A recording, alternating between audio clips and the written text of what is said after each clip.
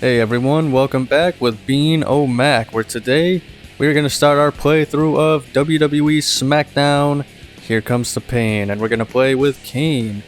Alright, that sounded a little weird. We're going to play as Kane, is what I meant.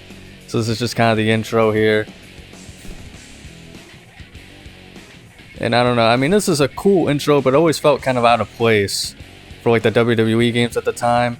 I guess it fits for someone like, like Brock Lesnar, because I think that was kind of the whole thing that we're trying to push at the time. But like it just feels weird to see. Like this feels like something they would do in a modern WWE game rather than, at this time. So I added everything so that way it's just all right straight to the action here. See, obviously I left things so you can see what week it is and what month and whatnot. The only thing is I think with when you first start season, it doesn't say April 1st, which makes sense. But April 1st, we're starting off here, and you can see this is directly taken from Just Bring It, when Vince would ask you if you want to do a tag team or whatever to kind of start off that story mode. So it's kind of funny to see reused assets here, but still works pretty well.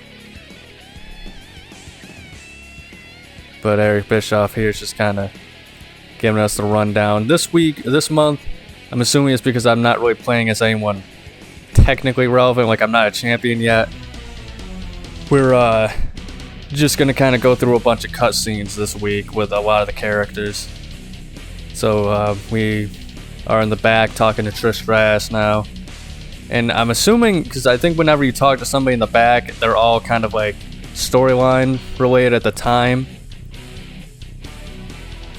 So, I mean, I'm assuming this is a reference to something that was going on in WWE TV at the time, but I don't really remember the Divas division too well to really say, yeah, I remember the time Jazz was, trying to essentially seduce Trish by calling her whore on TV. Only WWE, am I right, guys? It is pretty cool, though, that, even at this time they reference previous interactions of the characters, like, that was 2 years ago at this time.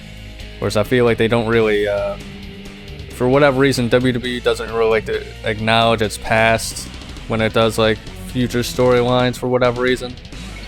Which I don't really know. I think they may have gotten better with it.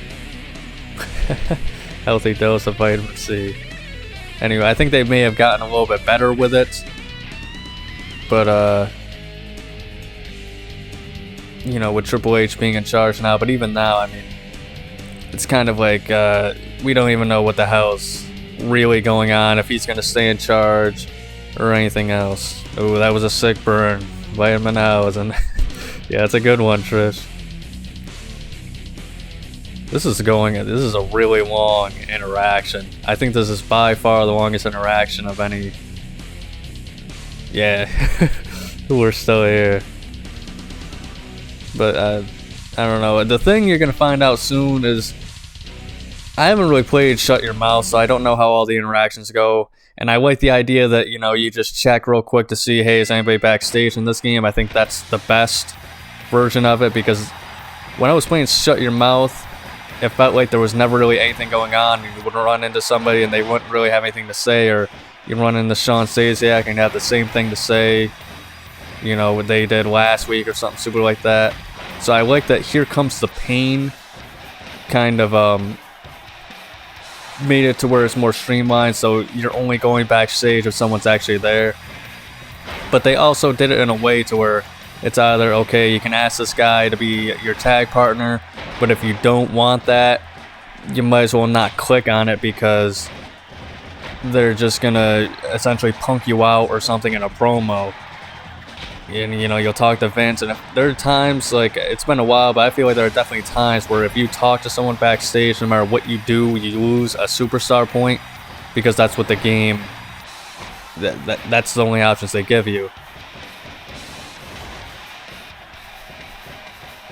But since we interacted with Chris Jericho, I think this one's cool because you don't lose any superstar points. This is how most interactions should have been. Maybe not as long, but something that will eventually lead into a match, rather than just, hey, this guy got irritated with you and knocked you out, or, you know, this guy dissed you or something stupid like that. Like, I think they should almost always lead to a match of some sort, unless if you're already in a storyline. And that was actually a pretty easy match, so I'm probably going to up the difficulty. I'm on normal now, or whatever the default difficulty is, but I'm probably gonna have to up it. But I think I'm gonna stick with the week before I up the difficulty. They reverse quite a bit, but I don't know, just something about, like, I only beat him when he was in yellow damage, which pretty crazy. And don't worry, I'm gonna try my hardest to get to the masked Kane design. Jeez, a limo. Center pulls models. They got the characters right for the announcers in this game too. I mean, they act like exactly how they would on TV. But unfortunately, we were not booked for the second week of April, so... Oh, Mr. McMahon, I wonder who was in that limo.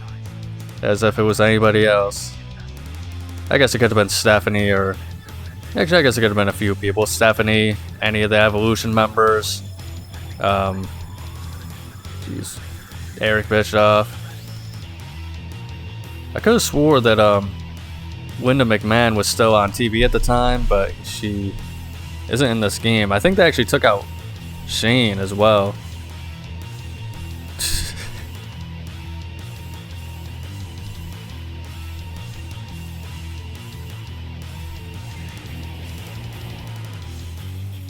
Yeah, it's a weird promo here. Essentially, Vince McMahon is giving you praise, saying, yeah, you're going to be the man, but I'll kick your ass, and, I'm the boss here type deal. But I think this is probably one of the best. Like I said, I haven't played Shut Your Mouth yet, so we're going to, maybe we'll see, just kind of reuse storylines, but I think this is probably the best Vince McMahon storyline in any game, if you choose to pursue it. Like I said, I mean... Now, is he gonna... Yeah. Like I said, I mean, there's just sometimes you can't do anything, So not starting off our third week of April very well, and once again, we have no match, which makes no sense to me, because you'd think, okay, why am I not just... he punched me out. Why aren't we having a fight backstage? Why aren't we having a match on TV? But, whatever. Here we go. Week 4. We're breezing through it. We're having another interaction with Jericho.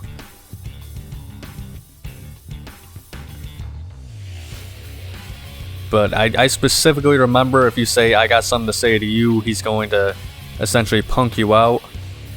So, and that's just from memory from playing it back in the day. Let's see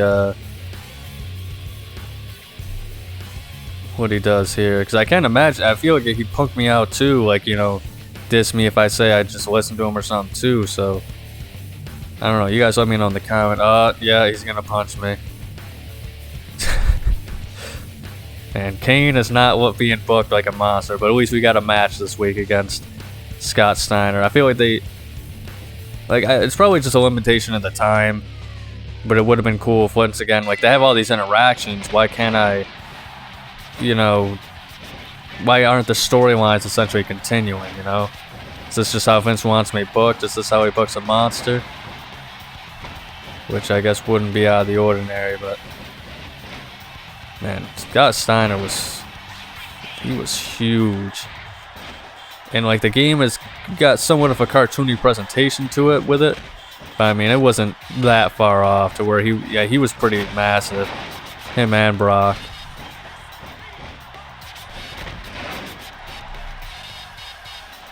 I feel like this was kind of like almost like, I think the reason why people like this is because this was kind of like a golden era of the roster when you think about it, because yeah, in the Monday Night Wars you had guys like the Radicals and Jericho come over, but now around this time, this is when you just had blatantly, I think it was probably like a year before this was probably the peak, but I mean you had Goldberg, Scott Steiner, Booker T, Hulk Hogan, Scott Hall, Kevin Nash. I mean, they kind of had all the stars at one time.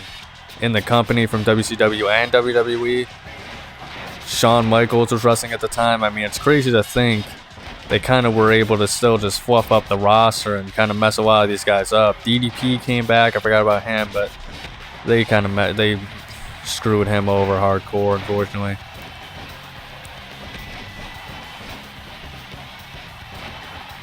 But even then, like this one too, I mean, it's crazy to think that they had not only like the past, you know, some of the greatest past superstars as well, but they also had, you know, literally the future here. You know, they're not big deals in the game at all, but I mean, they did have Batista, Randy Orton, Rey Mysterio, John Cena. Like this, I gotta say, I mean, this is probably my favorite roster of any game, and it doesn't have some of the, you know, detail wrestlers that I like. You know, like I mean to say, like lower mid carders. Like obviously, I love Too Cool from No Mercy, Hardcore Holly. You know, I know a lot of people don't like him, but I loved him and Crash from, you know, 2000. But I mean, it's crazy to think that this roster feels better than what they have today in WWE games with, you know, the 200 plus guys on the roster. I think I'll attack him this time.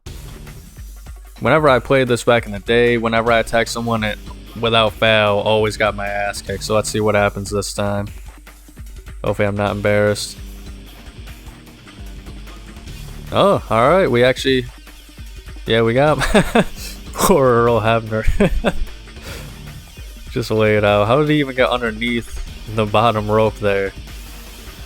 And then we got Backlash, which I don't have a storyline, so I'm not sure if I'm even booked, but maybe we can at least interact with someone backstage again. That's actually a pretty cool Backlash design. I mean, I like the swinging hooks better, but that's a nice design, and it looks like we don't have one, so enjoy the results of the pay-per-view, guys. That's all for this week, guys. Thank you for watching, and remember to like and subscribe and ring the bell to be notified of the daily content. Wrestling Wednesdays every single Wednesday, so stay tuned and remember to have a nice day.